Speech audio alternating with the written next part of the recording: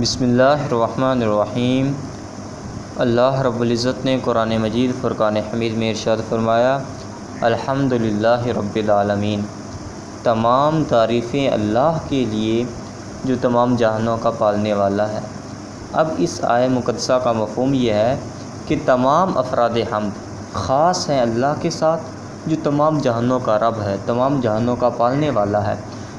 اب ہم شمس کو دیکھتے ہیں، وہ ہمیں روشنی دیتا ہے، وہ ہمیں حرارت دیتا ہے، اس کی وجہ سے بہت زیادہ ہمیں فوائد حاصل ہوتے ہیں۔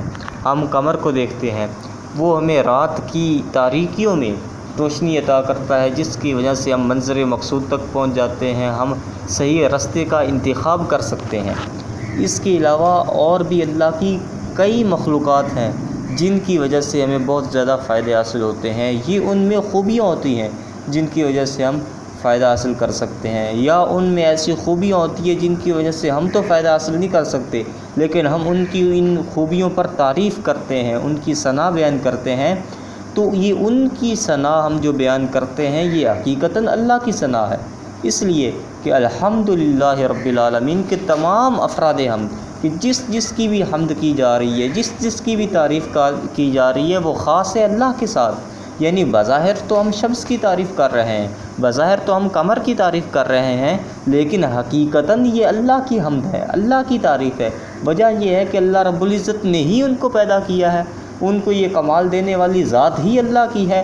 جب مصنوع میں اتنا کمال ہے تو صانع میں کتنا کمال ہوگا۔ الرحمن الرحیم، کہ بہت زیادہ مہربان، نہایت رحم فرمانے والا۔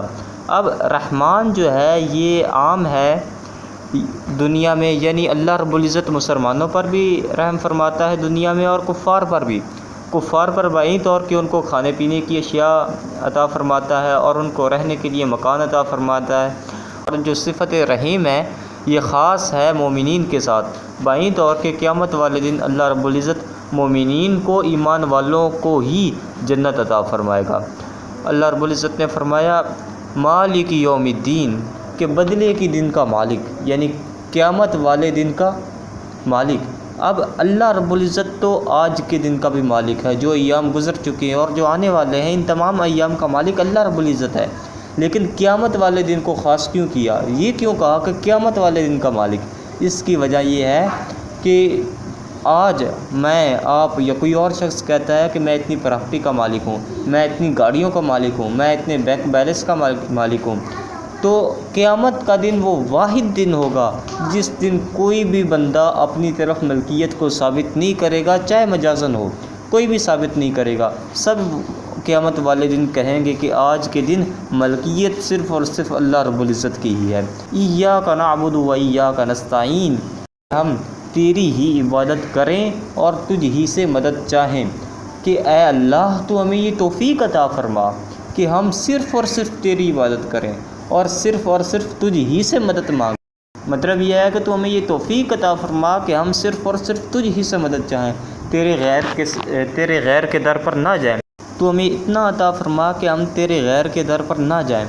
وجہ یہ ہے کہ سب سے بہتر دینے والا تو ہی ہے، ان کو بھی تو نے دیا ہے، تو ہمیں بھی عطا فرما۔ جس طرح کہ اللہ رب العزت نے فرمایا نعم المولا و نعم النصیر، کہ اللہ رب العزت ہی سب سے بہتر عطا فرمانے والا ہے۔ تو جب سب سے بہتر اللہ رب العزت عطا فرمانے والا ہے تو براہ راست اسی سے مانگنا چاہیے، اسی کے در پر جانا چاہیے، غیر کے در پر نہیں جانا چاہیے۔ فرمایا اہدنا الصراط المستقیم، کہ اے اللہ تو ہمیں سیدھی راہ پر چلا، صراط الذین انعمت علیہم غیر المغضوب علیہم ولا الضالین۔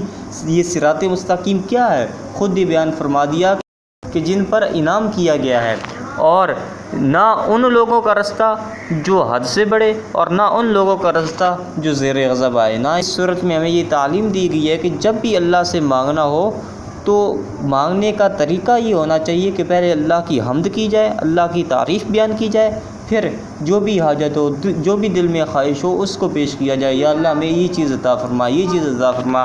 اللہ نے اس صورت میں ہمیں مانگنے کا طریقہ سکھایا ہے کہ جب مجھ سے مانگو تو اس طرح مانگو کہ پہلے میری حمد بیان کرو، میری تعریف بیان کرو، پھر تم اپنا سوال کرو، جو بھی تم مانگنا چاہتے ہو وہ تم مانگو۔ اس طرح اللہ رب العزت ضرور عطا فرماتا ہے۔ بارگاہ خداوند میں التجا کو ہوں کہ اللہ رب العزت ہمیں قرآن مجید کا فہم اور قرآن مجید پر عمل پیرا رہنے کی توفیق عطا فرمائے۔ وما علیہ الا البلاغ۔